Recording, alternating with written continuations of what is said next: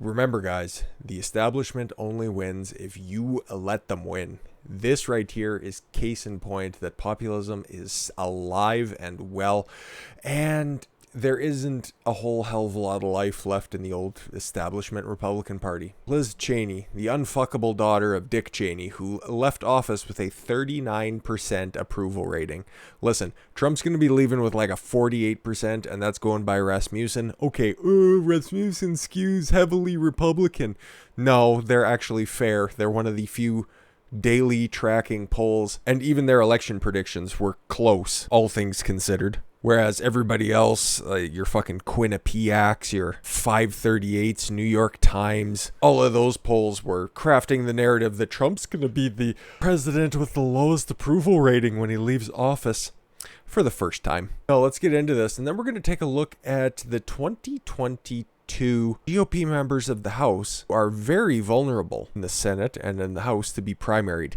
Oh, it's such a beautiful list. I can't wait to go through this. But first, we got to get through one neocon whose days are undoubtedly done, because I don't even know if she's going to make it after, well, she's been completely censured by a vote of 45-0. Fucking oof. God, you'd think that she went hunting and shot somebody in the face to get a unanimous decision like that. The Republican Party Central Committee in Carbon County, Wyoming, has censured Representative Liz Cheney for voting to impeach President Trump, and as supporting for a one-time rising GOP star crumbles in her home state. The censure resolution passed in a unanimous vote by 45-member Central Committee. Oh, I love this. It included a demand that Miss Cheney appear before the committee to explain her actions. What the fuck were you thinking? This is awesome. Our representative did not represent our vote. Yes, exactly. Maybe I didn't explain this enough, but those nine other House representatives that voted to impeach Trump, they aren't acting on what their constituents want, okay? They came from California, they came from New York, and these are not from like LA counties, they aren't from New York City counties, these are from upstate, out of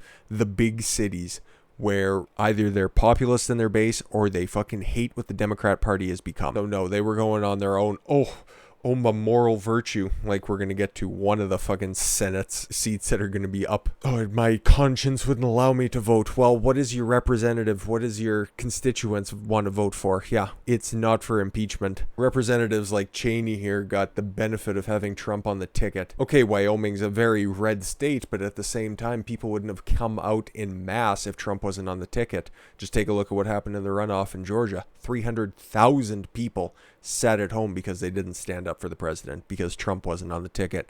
They had the opportunity to put Trump on the ticket by backing him and his election challenges, but they didn't, and they suffered because of it. The resolution condemns Miss Cheney for conduct described as defying the will of most Wyoming Republican voters and joining in a rushed impeachment that did not examine all the facts and denied Mr. Trump due process. Oh, beautiful. You know what? As much as I love the Washington Times, we're going to just go ahead and take a look at the resolution itself. Members of the House of Representatives are elected to represent the will, the values, and the stated preference of the people in the congressional district, and an extremely vocal majority of Wyoming Republicans recognize that there were significant irregularities in the election process of some election, okay, YouTube, just calm down for a minute, in several states across the country, and articles of impeachment against President Donald J. Trump were filed and voted on by members of the United States House of Representatives with no formal hearings held. Exactly. It took them 8 fucking hours to draft the articles of impeachment and vote on them. That's it.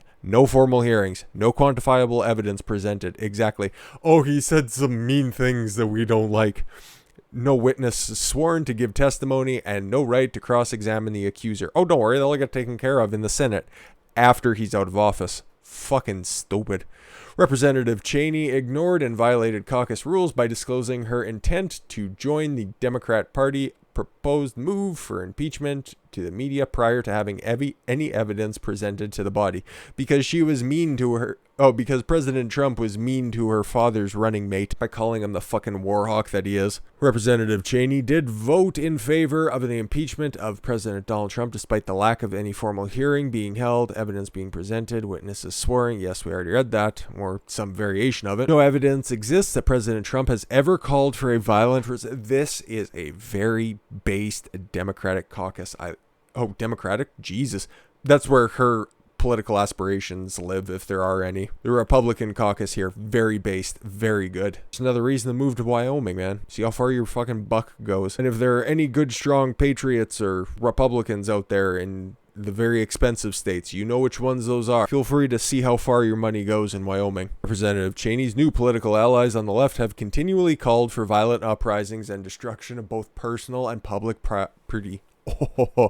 To include raising bail for the insurrectionists. Kamala Harris does that and still does that. And ample video evidence suggests the riot at the Capitol was instigated by Antifa and Black Lives Matter radicals. Yes, one was just released without bail. Ugh.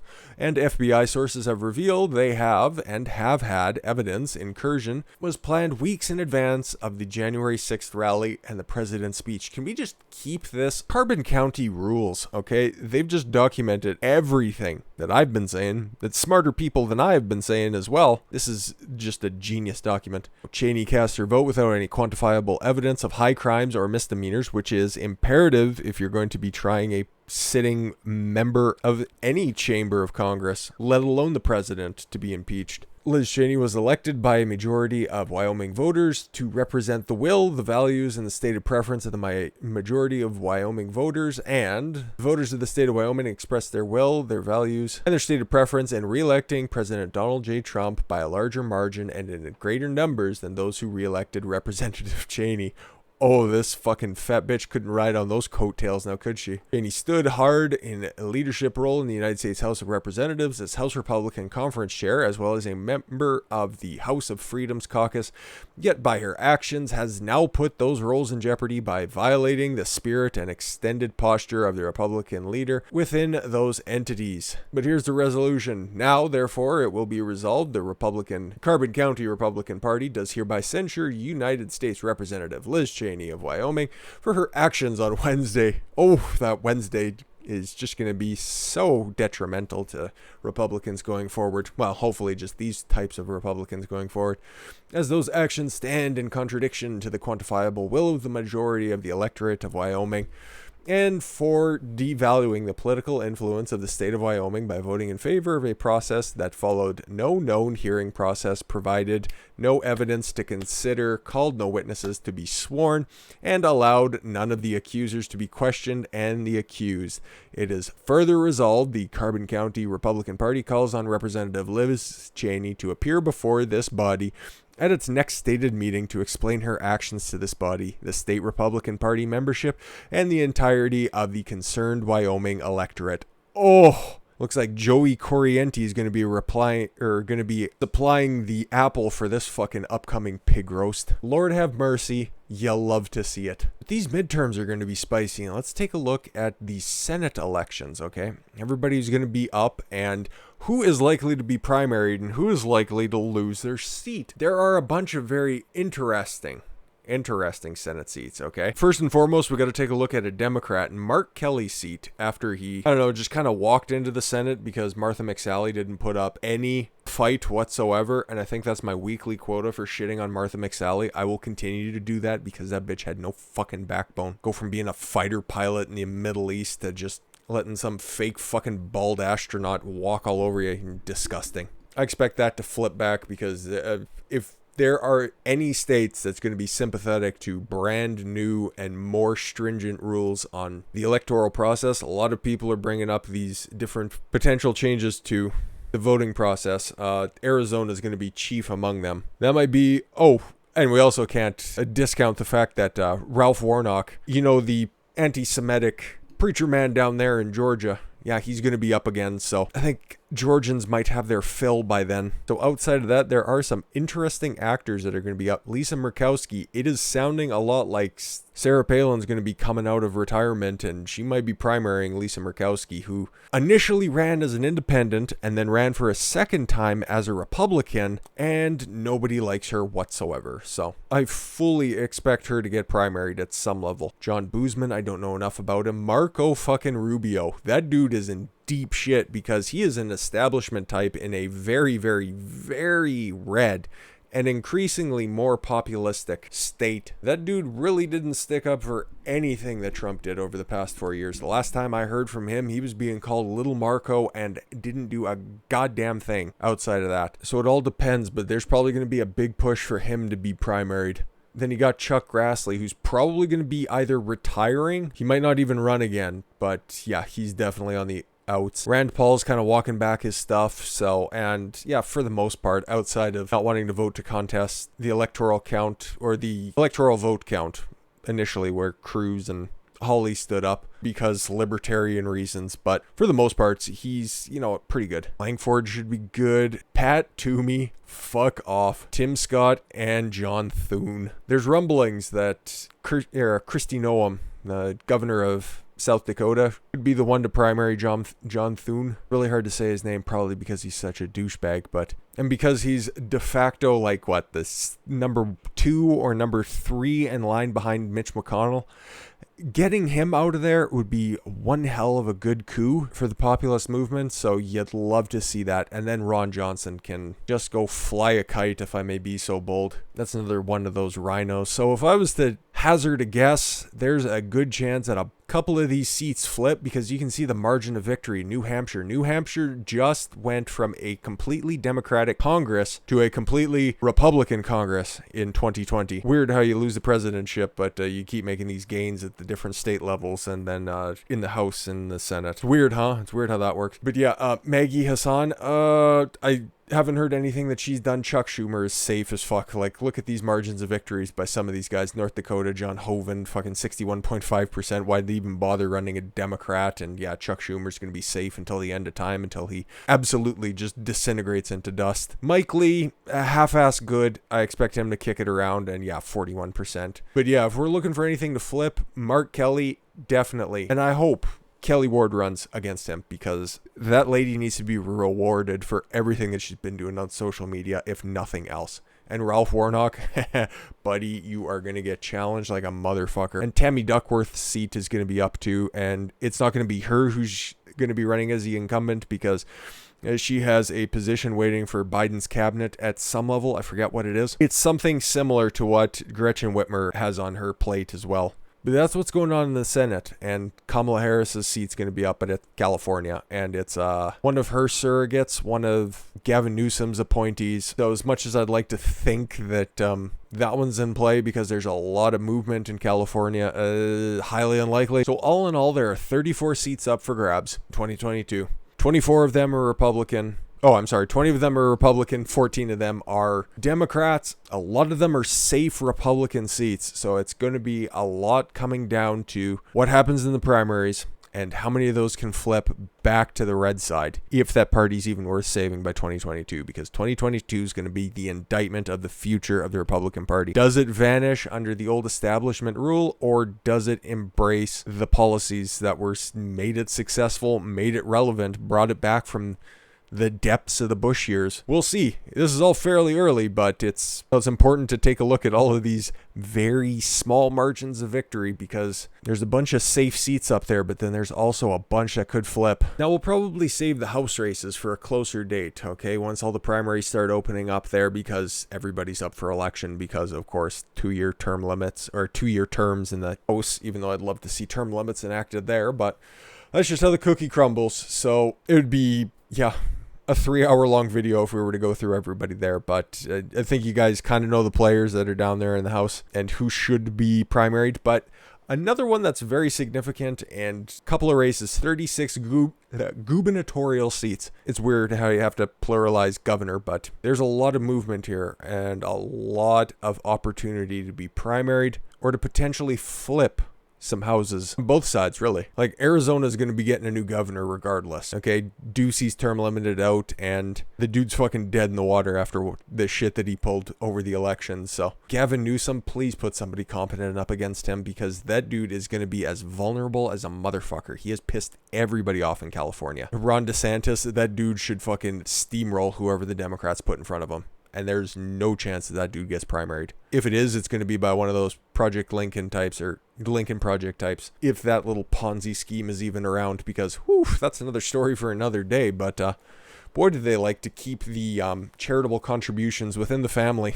Brian Kemp, right there. That is the main event, kids. That dude is going to be primaried. Trump already said he's going to be down there in 18 months to campaign against him, which leads me to think there's been some talk, okay, that Trump just might go, fuck this. I'm going to be 75 soon. I'm just going to step away. But he already said that he's going to be down there campaigning against Brian Kemp because the dude has a long memory of the people who fucked him over. I will guarantee he will not be the Republican nominee in 2022. Gretchen Whitmer, whoever's going to be in that seat, she is up for re-election, and I would imagine there's probably enough pissed off Michiganders that will flip that house, because it is already a fairly significant Republican caucus in the House and in the Senate, so she's already on borrowed time. I'm pretty sure she already knows that. That's why she's going to be jumping into the Biden cabinet. Cuomo, as much as I don't like him, there is less than 0% chance that anybody's going to be running against him. Kate Brown in Oregon, you'd love to see it. Tom Wolf, that'll be an interesting one. Depends on who the Republicans put up against him, but I don't think he's gained any favor because he's locked down that state just about as hard as you possibly can. And Kristi Noem, if she doesn't primary Thune, she still has another term that she can serve as governor and wait it out until 2028 maybe, or just chill and become the first female Republican nominee for president. That's just my opinion, though. Bill Lee in Tennessee, I've heard mixed things on him from the citizenry, so it's hard to say. That could just be a state that flips because there's a lot of New Yorkers, Californians that have fled over to Tennessee, so it can be in a Texas situation. Same with Greg Abbott. He's locked down the state, sort of, but then at the same time, he's brought in a bunch of different business, so I think he should be safe. Phil Scott is on borrowed time if I've ever seen it, okay? That dude has been getting lit up by everybody, so if he doesn't get primaried, that is a house that could definitely flip over to the blue side of the aisle. Tony Evers is as old as dirt and should not be running again, but he has the opportunity to. And Mark Gordon, don't know enough about him, but if he's a part of that group that decided to kick out Liz Cheney, fucking stay there forever, my dude. Yeah, there is a lot of importance that's going to be played up about the 2022 midterm election because there's a lot of important seats up for grabs there. And the primary season for, especially on the Republican side, and it'll be interesting to see what happens on the Democratic side, depends on what kind of a turn they make, okay, because this big split that's happening on the Republican side is happening. I've said it before and I'll say it again, it's definitely happening over on the Democratic side. So it depends what Joe Biden's going to do, and the first indicator is going to be on Inauguration Day. It depends on what the tone of his speech is going to be. Okay, if it's going to be more unity and healing, okay, let's take a look at, you know what, let's just return to normal. This is just kind of an anomaly, and we're going to work towards healthcare for all and just do regular Democratic things. I don't think that's going to happen because we've been paying close attention to what Biden's been saying lately, even though he hasn't been, but it's been very radical talk. So I'm thinking that there's going to be a lot more progressives coming in and primarying out all of the old establishment side.